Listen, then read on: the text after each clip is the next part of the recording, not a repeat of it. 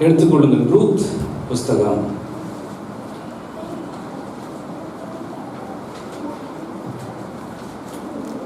வாசிங்க. 1ஆம் அதிகாரம் 1 வாசி. நியாயாதிபதிகள் நியாயம் விசாரித்து வரும் நாட்களில் தேசத்திலே பஞ்சம் உண்டாயிற்று. அப்பொழுது யூதாவில் உள்ள பெத்லெகேம் ஊரானாகிய ஒரு மனுஷன் தன் மனைவியோடும் 2 குமாரரோடும் கூட மோவாப் தேசத்திலே போய் சஞ்சரித்தான். அந்த மனுஷனுடைய பேர் எலிமெலேக்கு. அவன் மனைவியின் பேர் நகோமி. அவனுக்கு 2 குமாரரில் ஒருவன் பேர் மக்லோன், மற்றவன் பேர் கிலியோன். யூதாவில் உள்ள பெத்லெகேம் ஊரானாகிய எப்ராத்தியர் ஆகிய அவர்கள் மோவாப் தேசத்திற்கு போய் அங்கே இருந்து விட்டார்கள். நகோமியின் புருஷனாகிய எலிமெலேக்கு இறந்து போனான். அவளும் அவளுடைய 2 குமாரர் மாத்திரம் இருந்தார்கள். இவர்கள் மோவாபியரை பெண்கொண்டார்கள். அவர்களில் ஒருத்தி பேர் ஓர்பான், மற்றவர் பேர் ரூத். இந்த ரூத்தை பற்றி தான் இன்னைக்கு கொஞ்சம் நான் பேசலாம்னு இருக்கிறேன். ஸோ நீங்கள் கவனமாக கேட்டிங்கன்னா இது உங்களுக்கு ரொம்ப பிரயோஜனமாக இருக்கும். இதில் நீங்கள் ஆசீர்வதிக்கப்பட முடியும். ஸோ இந்த ரூத் மோவாப் நாட்டை சேர்ந்தவர். மோவாப் அப்படின்றா விக்கிரகம் நிறைந்த ஒரு இடம். சொல்லுங்க, விக்கிரகம் நிறைந்த ஒரு இடம். இந்த மோவாப்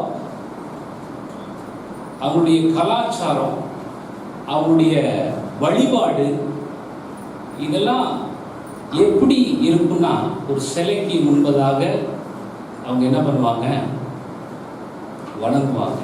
அது போக ஒரு சின்ன குழந்தைய ஒரு கொஞ்சம் வளர்ந்து வந்த ஒரு ஸ்டேஜில் கொஞ்சம் வளர்ந்து வரும் அந்த பெண் பிள்ளையை என்ன பண்ணுவாங்க, பலி செலுத்துகிற ஒரு இடம், ஒரு நாடு மோவாப்.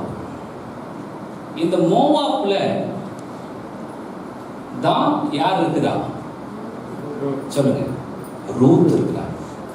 இந்த ரூத் வளரும் போதும் அவங்க அடிமையா வந்து அந்த பொண்ணை அந்த மோவாப்ல விட்டுட்டு பஞ்சம் ஏற்பட்டதுனால அந்த பெண்ணை அங்கே விட்டுட்டு அவங்க தகப்பனார் என்ன பண்ணுறாரு, காசை வாங்கிட்டு போயிருக்காரு. இப்படி போயிட்டு இருக்கிற நேரத்தில்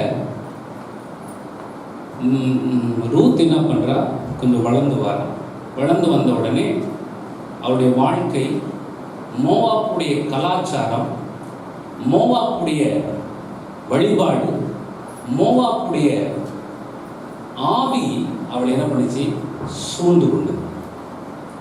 கொஞ்சம் வளர்ந்து வந்த நேரத்தில் அவளை பலி செலுத்தணுங்கிற நோக்கத்தோடு பலி கொடுக்கிற நேரத்தில் அந்த சகோதரிக்கு ஒரு தடங்கல் ஏற்படுச்சு. இப்போ நம்ம கலாச்சாரம், நம்மளுடைய இதெல்லாம் பார்த்தீங்கன்னா அவங்க என்ன பண்ணுவாங்கன்னாக்க, ஒரு ஆடை போய் பலி கொடுக்கும்போது அந்த ஆடை என்ன பண்ணுவாங்க, அதுக்கு ஏதாவது காயம் ஏற்பட்டிருக்கா, அதுக்கு ஏதாவது சரியான தழும்பு ஏதாவது இருக்கான்னு சொல்லி பார்த்து தான் என்ன பண்ணுவாங்க, பலி செலுத்துவாங்க. அந்த மாதிரி தான் அந்த அம்மாவை ரூத்துங்கிறவங்கள ஒரு குறிப்பிட்ட ஸ்டேஜுக்கு அப்புறம் அவங்கள என்ன பண்ணுறாங்க, பலி செலுத்தும்படியாக அழைத்து கொண்டு போகிறாங்க. அப்படி போயிட்டு இருக்க நேரத்தில் தான் நம்ம கையில் ஒரு தழும்பு ஏற்படுறதுனால அதை நிராகரிக்கப்படுறாங்க. ரூத் என்ன பண்ணுறாங்க, நிராகரிக்கப்பட்ட உடனே தான் ரூத்து அந்த மோவாப்பில் வளர்ந்து வந்த உடனே அதே மாதிரி இவ எப்படி இருந்தாலும் அதே மாதிரி அங்கு உள்ள சிறு பிள்ளைகளை பலிக்கு அவங்க என்ன பண்ணிட்டு இருந்தாங்க, ஆயத்த பண்ணி கொண்டு இருக்கிற வேலை தான் ரூத் அம்மாவுக்கு என்ன பண்ணாங்க, கொடுத்தாங்க. இப்ப ரூத்து ஏன்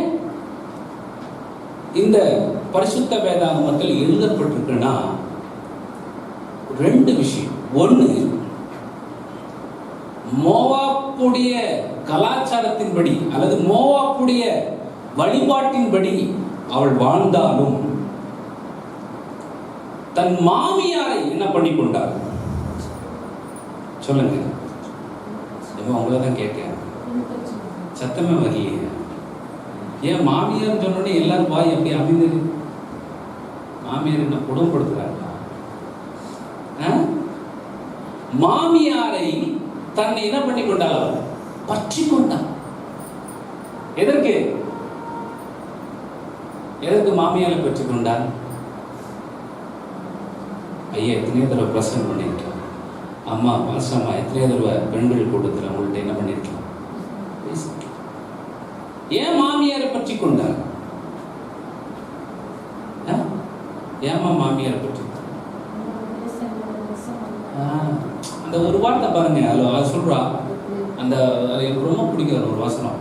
நீ செத்த இடத்துல நானும் வந்துடுறேன், எனக்கு ஒரு புளியை ரெடி பண்ண அப்படிங்க. இன்னைக்கு மாமியார் வேண்டாம், அது வேண்டாம் சொன்னா போல என்ன வந்துடும். ஆனா அந்த அந்த அந்த சூழ்நிலையில ரூத் அம்மா என்ன பண்றாங்கன்னா, தன் மாமியாரை பற்றி கொண்டார். மோவாப்புடைய இடத்துல மிகப்பெரிய கலவரம், மிகப்பெரிய பிரச்சனை வந்ததுனால இப்ப திரும்பி இவங்க எங்க போக வேண்டிய சூழ்நிலை வந்துருச்சு? பெத்லெகேமுக்கு போகிறாங்க. பெத்லெகேம்னா என்னது? ஆசீர்வாதத்தின் தேசம், அப்பத்தின் வீடு. அதை மறந்துடவே கூடாது. இப்ப எங்க போகணும்னு, இப்ப அங்க பிரச்சனை ஆயிடுச்சு, புருஷன் செஞ்சுட்டான், 2 பேர்த்துடைய வாழ்க்கை போச்சு. மாமியாரும் தனியுமையா இருக்கிறாங்க. மாமியாருக்கும் துணை இல்லை, மருமகளுக்கும் துணை இல்லை. இப்ப 2 பேரும் என்ன பண்றாங்க? தனிமையில வாடிட்டு இருக்கிறாங்க. இப்ப சூழ்நிலை எப்படி ஆகுதுன்னா, அவங்க மாமியார் சொல்றாங்க, நீங்க 2 பேரும் எங்க போயிருங்க, இன்னொரு வாழ்க்கையை நீங்க என்ன பண்ணிக்கீங்க, சின்ன வயசா இருக்கு, உங்க வாழ்க்கையை நீங்க என்ன பண்ணிக்கீங்க, அமைச்சிக்கீங்கன்னு சொல்றாங்க. 2 பேருமே என்ன சொல்றாங்க, அப்படிலாம் போக முடியாது, நான் உங்க கூட தான் இருக்கணும் 2 பேரும் சொல்றாங்க. அப்புறம் கொஞ்சம் அழுத்தி சொல்றாங்க. யாரு? நகோமி கொஞ்சம் அழுத்தி சொல்றாங்க, ஏம்மா எனக்கு வயசாயிடுச்சு, நீங்க வாழ வேண்டிய பிள்ளைங்க, நீங்க என்ன பண்ணுங்க, உங்க ஊருக்கு போங்க, உங்க வாழ்க்கை நீங்க அமைச்சுன்னு சொல்றாங்க. அதுல ஒரு அம்மா என்ன ஆகுது, எஸ்கேப் ஆகுது. இன்னொரு அம்மா மாமியார் கூட போயிடுச்சுன்னு வைங்களேன். இப்போ மாமியார் கூட போய் எங்க போயிட்டாங்க, பெத்லெகேம் போயிட்டாங்க. இப்போ பெத்லெகேம் போன இடத்துல என்ன ஆகுது, பிரச்சனை சால்வ் ஆகுது. பிரச்சனை இன்னும் கொஞ்சம் பெருசாகுது. நகோமிக்கு தான் அங்க குடி உரிமை இருக்கு. ஏன்னா அவங்க எந்த நாட்டு சேர்ந்தவங்க, பெத்லெகேம் சேர்ந்தவங்க. அதனால அவங்க அங்க இருக்கிறதுக்கு ரூல்ஸ் இருக்கு, ரைட்ஸ் இருக்கு. ஆனா இந்த ரூத் அங்க என்ன பண்ண முடியாது, என்ன பண்ணக்கூடாது, இருக்கக்கூடாது, வாழ முடியாது. ஆனா ரூத் என்ன சொல்ற, நகோமி என்ன சொல்றான்னா, இவ யாரு, என்னுடைய மருமகள். மருமகள் அப்படின்னா என்ன அர்த்தம்? இல்ல அதுக்கு கரெக்டா சொல்லுங்க, ஒரே வார்த்தையில மகன் சொல்லக்கூடாது. மறு வீட்டிலிருந்து வந்தவள். எந்த வீட்டில இருந்து வந்திருக்கா? மறு வீட்டிலிருந்து வந்ததுனால இப்போ மறக்க முடியாது. அது யாருடைய பொண்ணு?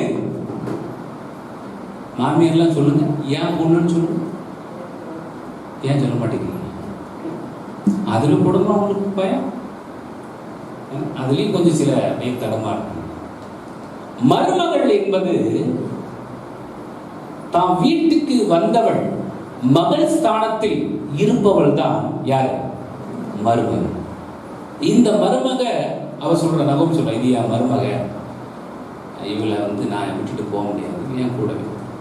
சரி, அப்படியே கொஞ்ச நாள் போறாங்க. அப்புறம் தண்ணிலாம் பிடிக்க போனோம்ல, தண்ணி பிடிக்கிற இடத்துல போனோடனே இவங்களை என்ன பண்றாங்க, இந்த அம்மாவை, நீ யாருமா விசாரிப்பாங்களா? புது பொண்ணு கல்யாணம் பொண்ணை விசாரிப்பாங்களா? தெரியாம பொண்ணு விசாரிக்கிறார். விசாரிச்சோடனே அந்த அம்மா என்ன சொல்லுது, நான் யாரு, பெத்லெகேம்னு சொல்லுச்சு. என்ன சொல்லுச்சு, நான் மோவாப் உடைய நாட்டை சேர்ந்த. மோவாப்னா இவங்களுக்கு பெத்லெகேமுக்கு அவங்களுக்கு என்ன பிடிக்காது. இப்போ நாலாசாப்புக்கும் அமேஸ்வரம் பிடிக்குமா? அந்த மாதிரி சும்மா சொல்றேன், சும்மா ஒரு உதாரணத்துக்கு சொல்றேன். அந்த மாதிரி வந்துச்சு. உடனே பிரச்சனை பெருசாக இருக்குது. உடனே வாங்கிட்டு வந்தேன். வந்தோடனே மாமியார் சொல்ல, மாமியார் சரி இனிமேல் நீ என்ன பண்ணாத, யாராவது கேட்டாங்கன்னா நான் யாருடைய மருமகள், ரூத்துடைய மருமகள்னு சொல்ல, அதுக்கப்புறம் பார்க்கலாம். இப்படியே நாட்கள் கடந்து போனது. கடந்து போக போக போக போக இப்போ ரூத் எங்கதான் செட்டில் ஆயிட்டா? பெத்லகேம் மாமியார் கூடவே சமாதானமாய் அங்கேயே வாழ்றாங்க. இனிமேல் தான் நான் பிரசங்கத்தை ஆரம்பிக்க போறேன். டைம் 11 மணிக்குள்ள முடிச்சிருக்கோம். 55. ஓகே, இன்னொரு 25 நிமிஷத்துல உங்களுக்கு எவ்வளவோ சொல்லணுமோ அவ்வளோ சொல்லிட்டு நான் முடிக்க ஆசை. கர்த்தர் உங்களை ஆசீர்வதிப்பார். அல்லேலூயா. சரி, எடுத்து வாசிங்க. ரூத் புஸ்தகத்துல 1ஆம் அதிகாரம் 8ஆம் வசனத்தை வாசிங்க. நகோமி தன் 2 மருமக்களையும் நோக்கி நீங்கள் இருவரும் உங்கள் தாய் வீட்டுக்கு திரும்பி போங்கள். மரித்து போனவர்களுக்கும் எனக்கும் நீங்கள் தகை செய்தது போல் கர்த்தர் உங்களுக்கும் தகை செய்வாராக. கர்த்தர் உங்களுக்கு என்ன செய்யணும்? இன்னைக்கு இந்த அடிப்படையில தான் நான் உங்களோடு பேச போகிறேன். ரூத்தின் புத்தகத்திலிருந்து 7 ஆசீர்வாதமான விஷயங்களை நான் சொல்ல போறேன். 1, நீங்க நோட் பண்ணிக்க, எழுதிங்க. கர்த்தருடைய தயவு அந்த 2 மருமகளுக்கு மேலேயும் நகோமி அம்மா சொல்லி ஆசீர்வதிக்கிறாங்க. இன்னைக்கு நம்ம மாமியார்கிட்ட ஆசீர்வாதத்தை பெறணும், நன்மையை பெறணும்னா நம்ம என்ன பண்றோம்? மாமியார்கிட்ட போய் டெய்லி ஆசீர்வாதம் வாங்குறோமா? மாமியார்கிட்ட போய் டெய்லியும் போய் அத்தை எனக்கு கொஞ்சம் ஜோம் பண்ணுங்கன்னு சொல்றோமா? நம்ம வாழ்க்கை நம்ம எப்படி தயவை பெற்றுக்கொள்ள முடியும்? நம்ம எப்படி ஆசீர்வாதத்தை பெற்றுக்கொள்ள முடியும்? எங்க குடும்பத்துல, எல்லா குடும்பத்திலையும் என்ன நடக்கு? யார் குடும்பத்திலையும் பிரச்சனையே வரலையா? நீங்க பார்க்கறத பார்த்தா எங்க குடும்பத்துல நாங்க எங்க மாமியாரோடு எங்க மாமியார் சந்தோஷமா இருக்கிற மாதிரி நீங்க உங்க முகம் தெரியும்.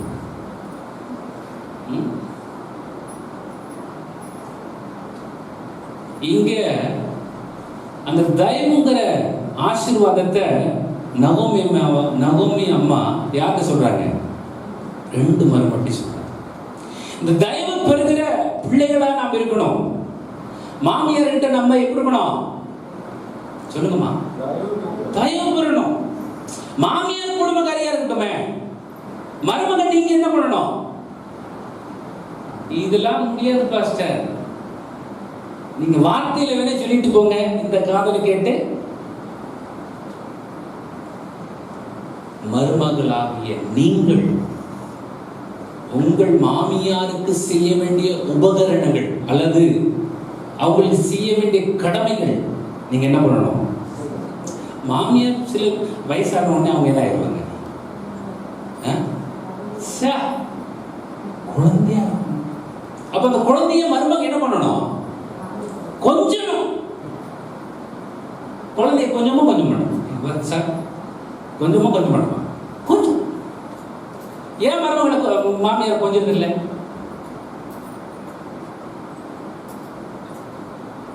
கொஞ்சம் நஞ்சமா பண்ணீங்க அத்தை, எனக்கு கொஞ்சம் கொடுமை எனக்கு பண்ண வேணும், உனக்கு சங்கு முதல் நேரத்தில் வருவேன் அப்படின்னு சொல்லி. ஆனா இந்த மாமியார் அந்த மருமகன் மாறில என்ன பண்ணாங்க? ஆசீர்வதிக்க. நான் ஒரு கன்வென்ஷன் கூட்டத்தில் இந்த பிரசங்கம் பண்ணேன். பிரசங்கம் பண்ணிட்டு இருக்கும்போது ரொம்ப நாளா மாமியார் மருமகள் சேர்ந்த 10 வருஷம். இந்த பிரசங்கெல்லாம் முடிஞ்ச உடனே மாமியாரும் மருமகளும் வந்து என்கிட்ட வந்தாங்க. அது சொன்னாங்க, பாஸ்டர் இந்த பிரசங்கத்தை கேட்டு இன்னைக்கே நாங்கள் என்ன பண்ணிடுறோம்? மனம் திரும்பிடுறோம். எங்கள் அத்தையை நான் தான் பார்த்துக்குவேன். சரி, அப்படியாவது மனம் திரும்பி போங்க அப்படின்னு சொல்லி ஞானஸ்தானம் எடுத்துட்டாங்க. டான்ஸ் தான் எடுத்துட்டேன், இல்லைன்னா நான் கொடுத்துருப்பேன். அப்போ என்ன சொல்ல வரேன்னா, அது இப்போ உள்ள மாமியார் இருக்காங்க பாருங்க, இது பழைய மாமியார் கூட ஓரளவுக்கு அனுசரித்து போயிடுவாங்க. இப்போ உள்ள தலைமுறை மாமியார்கள் என்னவாயிடுறாங்க, ஃப்ரெண்டாக இருக்கிறாங்களா இல்லை அப்படி இருக்காங்க? எப்படி இருக்காங்க? அப்படியே பா சார், ஃப்ரெண்டாக இருந்தால் தான் சந்தோஷமே. ஃப்ரெண்ட் ஆகிடுறாங்க, அப்போ நல்லது.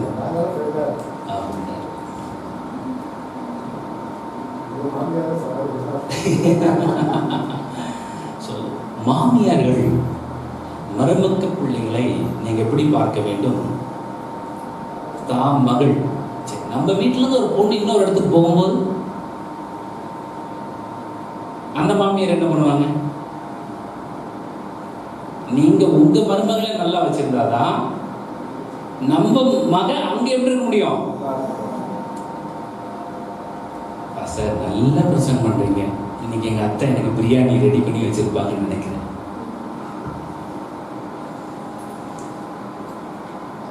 ஒரே ஒரு விஷயம் நான் மறுபடியும் நான் சொல்றேன், மருமக்க மார்களை மாமியார்கள் எப்போது எப்படி பண்ணிட்டே இருக்கணும்?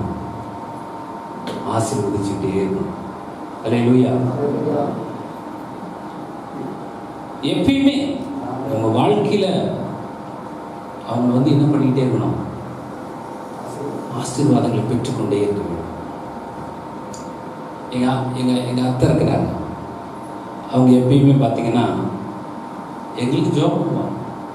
ஆனால் அவங்க வீட்டுக்கு இருக்கிற மருமகளை விட்டையும் கொடுக்க மாட்டாங்க. 1000 தான் பண்ணாலும் ஏன் மருமகள். அப்போ நம்முடைய வாழ்க்கையில மருமக்க மார்களை அத்தமார்கள் என்ன பண்ண வேண்டும்? ஆசீர்வதிக்க தெரிஞ்சிருக்கணும். முதல் ஆசீர்வாதம் என்னன்னா, தயவு பெறுகிற மருமகளாய் இருக்க வேண்டும். இரண்டாவது, கர்த்தர் அவர்களை சுகமாய் வாழ்ந்திருக்க செய்ய வேண்டும். மருமக்கமார்கள் வாசிங்க வசனத்தை, 9ஆம் வசனத்தை. கர்த்தர் உங்கள் இருவருக்கும் வாய்க்கும் புருஷனுடைய வீட்டிலே நீங்கள் சுகமாய் வாழ்ந்திருக்க செய்வாராக என்று சொல்லி அவர்களை முத்தமிட்டார். ஆசீர்வதிச்சு அனுப்பிவிடுறான். இரண்டாவது ஆசீர்வாதம், நீ எங்க போய் இருந்தாலும் கடவுள் உங்களை என்ன பண்றாரு? சுகமாக. நீங்க எத்தனை பேர் மாமியார்ட்ட இப்படி ஒரு ஆசீர்வாதத்தை பெறீங்க அப்படின்னு பாத்தீங்கன்னா, காலையில் சொல்ல மாமியார் காபி போடுறதே நமக்கு என்னவா இருக்கு? மருமக்கமாக எனக்கு என்ன பேச ஒரு மாதிரியா இருக்கு. ஏஞ்சி குடிக்க மாட்டாங்களா அவங்க? அப்புறம் புருஷன் கொண்டாடி சண்டை. ஏன் எங்க அம்மாக்கு நீ காப்பி குடிக்க மாட்டியா? எங்க அம்மா காப்பி கொடுத்தா நீ குறைச்சிருவியா? இப்படி பேசி அப்புறம் அவங்களுக்குள்ள வச்சு சின்ன பிரச்சனை தான் அது பெருசாயிடும். ஸோ ரெண்டாவது விஷயத்துல மாமியார் மருமகளை என்ன பண்ணி சொல்றா? சுகமா இருக்கும்படி. சொல்லுங்க பார்ப்போம். சுகமா இருக்கும்படி. எனக்கு நேரம் கொஞ்சம் குறைவா இருக்கனால நான் ஸ்பீடா கடந்து போறேன். மூன்றாவது, மாமியார் என்ன ஆசீர்வதிக்கிறார்? எப்படி சொல்லி ஆசீர்வதிக்கிறார்னா, 2:4 2ஆம் அதிகாரம் 4ஆம் வசனத்துல, அப்பொழுது போவாஸ் பெத்லகேமிலிருந்து வந்து அறுக்கிறவர்களை பார்த்து கர்த்தர் உங்களோட இருப்பாராக என்றார். அதற்கு அவர்கள் கர்த்தர் உம்மை ஆசீர்வதிப்பாராக என்றார்கள்.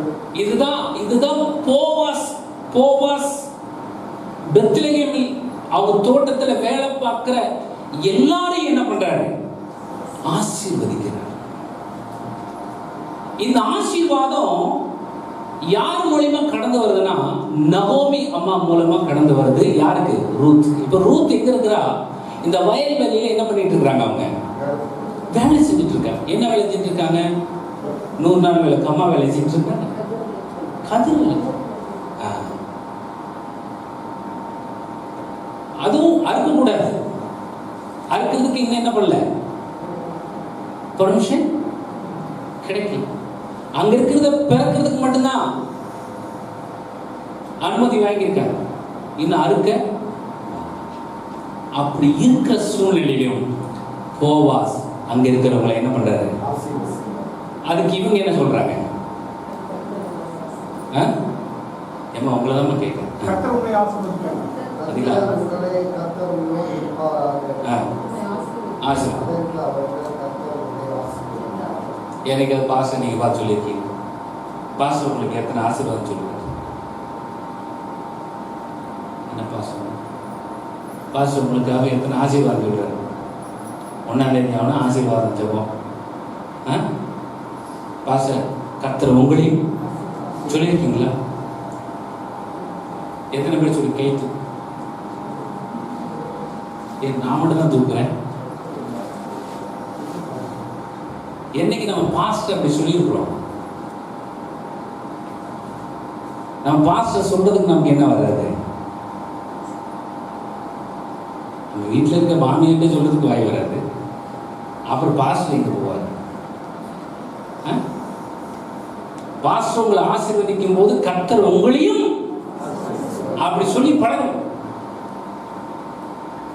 அப்படி சொல்லி பழகும் பொழுதுதான் அவர் மனசார உங்களை ஆசீர்வதிக்கும் பொழுது நீங்களும் அவர்களை மனசார ஆசீர்வதிப்பீர்கள். அல்லேலூயா. வேதம் சொல்லுது, ஒருவன் எனக்கு ஊழியம் செய்தார்.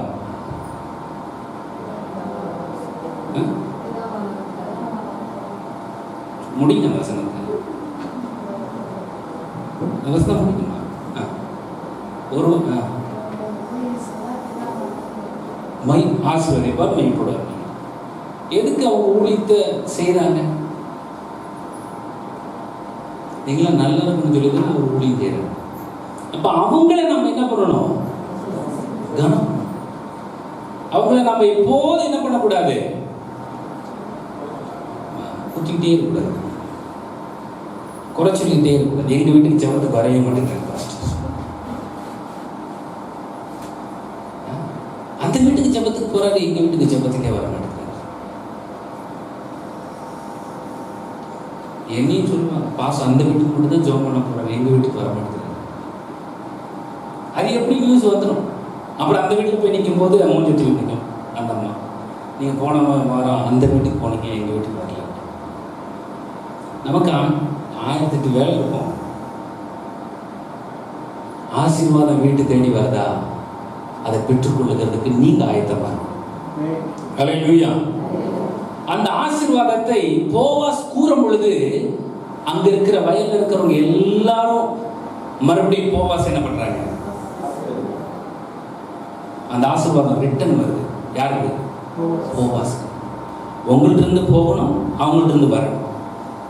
அந்த ஆசீர்வாதத்தை பெறுகிற பிள்ளைகளா நீங்க இருக்க வேண்டும். அப்படி இருக்கும் பொழுதுதான் கர்த்தர் உங்களையும் மேன்மைப்படுத்தி ஆசீர்வதிக்க அவர் நல்லவராய் இருக்கிறார். அல்லேலூயா, அல்லேலூயா. அடுத்த காரியத்துக்கு போவோம். நாலாவது சொல்லிட்டோம்னா 2:12 வாசிக்கலாம். சரி, 2:12 வாசிங்க. செய்யத்தக்க பலனை கர்த்தர் உனக்கு கட்டளையிடுவாராக.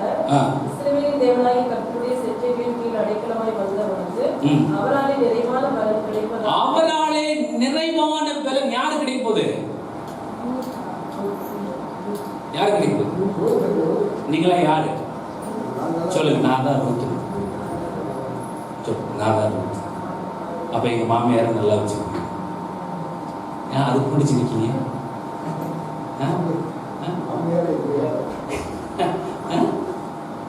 நான் தான் ரூத்துன்னு சொல்லுப்பா.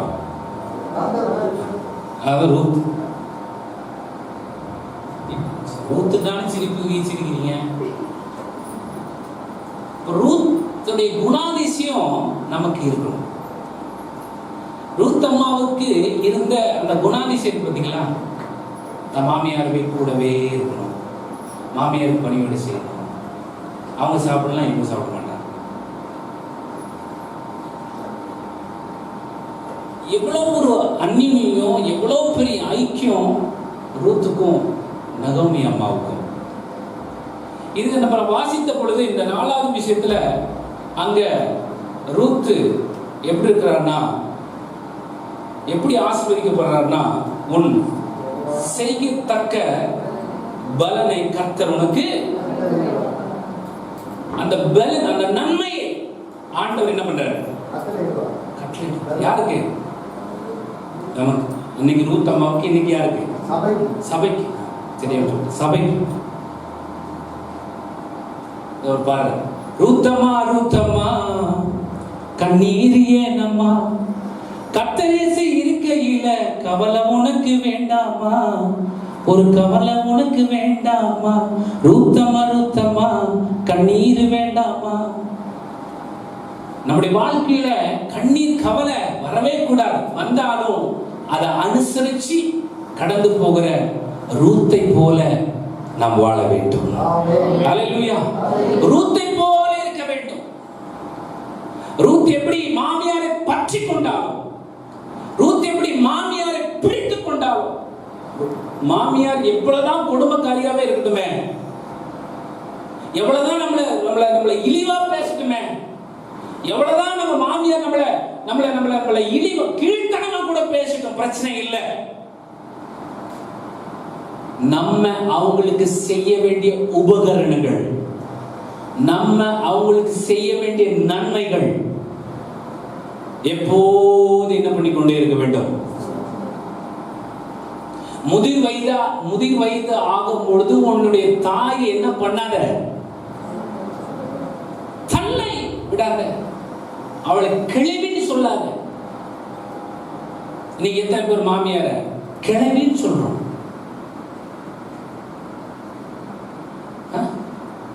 மாமியார் என்பது தாய்க்கு சமம். பெற்றெடுக்காத பிள்ளைகள் நீங்க, ஆனாலும் தன் மாமியார் எப்போதும் என்ன நினைத்துக் கொண்டே இருக்கிறார், நான் பெற்றெடுத்த மகள் என்று சொல்லி. இந்த ரூத் அம்மா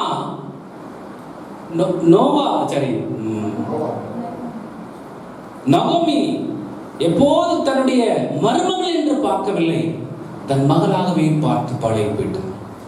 அதனாலதான் எந்த இடத்திலையும் தன்னுடைய மருமகளை அவள் விட்டு கொடுக்கவில்லை. ஹல்லேலூயா. இன்னொரு வசனத்தை வாசிங்க. 5வது காரியம் சொல்லப்பட்டிருக்கிறது. 3:10 வாசிங்க. மகளே, நீ கர்த்தரால் ஆசீர்வதிக்கப்படுவாயாக. நீ தரித்திரரும் ஐஸ்வர்யவான்களும் ஆன வாலிபர்களின் பிறகு போகாததினால் உன் முந்தின நற்குணத்தை பார்க்கிலும் உன் பிந்தின நற்குணம் உத்தமமாயிருக்கிறது. நான் சொன்னேன்ல, அந்த அம்மா இளம் வயசா இருக்கிறாங்க. நினைச்சிருந்தா என்ன பண்ணிருக்கலாம், பண்ணிருக்கலாம். ஆனா கொஞ்சம் வெயிட் பண்ண, பொறுத்திருந்தா. அந்த அம்மா தன்னுடைய பரிசுத்தத்துல மாமியாருக்கு முன்பதாக, கடவுளுக்கு முன்பதாக தன்னை காத்துக்கொண்டார். ஹல்லேலூயா, ஹல்லேலூயா. சொல்லுவோம் ஹல்லேலூயா. அந்த ஆவி உடையவர்களா நீங்க இருக்கணும். இன்னைக்கு இளம் வயசுல என்ன ஆயிடுவாங்க, புருஷனை இழந்துருவாங்க, காத்திருக்க முடியாது அவங்களுக்கு, உடனே என்ன பண்ணிடுவாங்க, திருமணம் முடிச்சு. ஆனா இந்த ரூத்தோ காத்திருக்கிறார். இளம் வயசுல மாமியார் கூட தனிமையில வாழ்ந்து கொண்டிருக்கிற அந்த பெண்ணுக்கு மாமியார் அடைக்கலமாய் இருந்தார், பாதுகாப்பாய் இருந்தார். அதுக்கப்புறம் தான் போவாஸ் கூட இருந்தாங்க. அதுக்கப்புறம் தான் போவாஸ் கூட வாழ்ந்தாங்க. அதுக்கப்புறம் தான் போவாஸுடைய கூட போய் சேர்ந்திருந்தாங்க. கர்த்தருக்குள் பிரியமானவர்களே, நீங்களும் நானும் எப்போதும் இருக்கிற இந்த வாலிப ஸ்டேஜில் இருக்கிற பரிசுத்தத்தை எப்படி சொல்லணும், தக்க வச்சுக்கிட்டே இருக்கும். இந்த அம்மா புருஷனை இழந்தாலும் மாமியார் கூடவே இருந்தாங்க. நல்ல நல்ல விஷயங்கள், நல்ல நல்ல காரியங்களை நகோமி கற்றுக் கொடுத்து கொண்டே இருக்கிறார். அடுத்து வாசிப்போம். 6ஆம் வசனம், 4ஆம் அதிகாரம் 11ஆம் வசனத்தை வாசிப்போம். சீக்கிரம் வாசிப்போம். ஒளிமுக வாசலில் இருக்கிற சகல ஜனங்களும் மூப்பரானவர்களும் அவனை நோக்கி, நாங்கள் சாட்சிதான், உன் வீட்டிலே வருகிற மனைவியை கர்த்தர் இஸ்ரவேல் வீட்டை கட்டுவித்த 2 பேராகிய ராகேலை போலவும் லேயாளை போலவும் வாழ்ந்திருக்க செய்வாராக. நீ எப்ராத்தாவிலே பாக்கியவானாய் இருந்து பெத்லெகேமிலே புகழ் பெற்றவனாய் இருக்க கடவாய். இப்ப இங்க கர்த்தரால் அவ என்ன பண்றாங்க, புகழ்ச்சி பெற்றிருக்கிற பெண்மணியை வெளிப்படுகிறார். மாமியார் கீழே இருக்கிற மருமக்க மார்கள் எப்போதும் கர்த்தரால் எப்படி இருப்பாங்க? மாமியார் சொல்லுக்கு, அங்க இருக்கிற குடும்பத்தில் இருக்கிற எல்லா சொல்லுக்கு கீழ்ப்படியும் பொழுது அவ எப்போதும் இருப்பா, புகழ்ச்சி பெற்றவளாய் இருப்பாய். ஒரு மோவாப் பெண்ணுதான், ஒரு புறக்கணிக்கப்பட்ட பெண்ணுதான், என்னைக்கு தன்னுடைய மாமியாரை சார்ந்து நம்பி வந்தாலும் பெத்லெகேமுக்கு அன்னிலிருந்து அவளுடைய வாழ்க்கை மாறினது. அவள் ஆசீர்வதிக்கப்பட்ட பெண்மணியா மாறினாள். அவள் கர்த்தரால் புகழ்படுகிற பெண்மணியாய் மாறி ஆசீர்வதிக்கப்படுகிற பெண்மணியாய் இருந்தாள். கடைசியா ஒரே ஒரு வார்த்தை மட்டும் நான் சொல்லிட்டு முடிக்க ஆசைப்படுகிறேன். இன்னும் 2 நிமிஷத்துல நான் முடிச்சிடறேன். கடைசியா வசந்த வாசிங்க, 4:11 வாசிங்க. படிச்சிங்களா? மறுபடியும் 4:11. மறுபடியும் 4:11. அப்பொழுது ஒளிமுக வாசலில் இருக்கிற சகல ஜனங்களும் மூப்பரானவர்களும் அவனை நோக்கி, நாங்கள் சாட்சிதான், உன் வீட்டிலே வருகிற மனைவியை கர்த்தர் இஸ்ரவேல் வீட்டை கட்டுவித்த 2 பேராகிய ராகேலை போலவும் லேயாளை போலவும் வாழ்ந்திருக்க செய்வாராக. வாழ்ந்திருக்க செய்வார். எந்த வீட்டுல? கர்த்தர் சொன்ன வீட்டுல. ஹல்லேலூயா, ஹல்லேலூயா. கர்த்தர் வீட்டை கட்டி தருவார். அன்னைக்கு யாருக்கு கட்டி கொடுத்தா? ரூத் கட்டி கொடுத்தாங்க, தாவீது கட்டி கொடுத்தாரு. இன்னைக்கு உங்களுக்கும் ஒரு வீட்டை கர்த்தர் கட்டி தருவார். ஹல்லேலூயா. அதுல எந்த விதமான மாற்றமும் இல்லை. கர்த்தர் நிச்சயமாகவே நீங்க ரூத்தை போல நல்ல ஒரு மருமகளாக, நல்ல ஒரு மாமியாராக நீங்க இருப்பீர்களானால் கர்த்தர் நிச்சயமாகவே உங்களையும் உங்க குடும்பத்தையும் வர்த்திக்க பண்ணுவார், ஆசீர்வதிப்பார். சகல ஆசீர்வாதத்தினாலும் உங்களை நிரப்பி உயர்த்த இயேசு வல்லவராக இருக்கிறார். கர்த்தர் உங்களை ஆசீர்வதிப்பார்.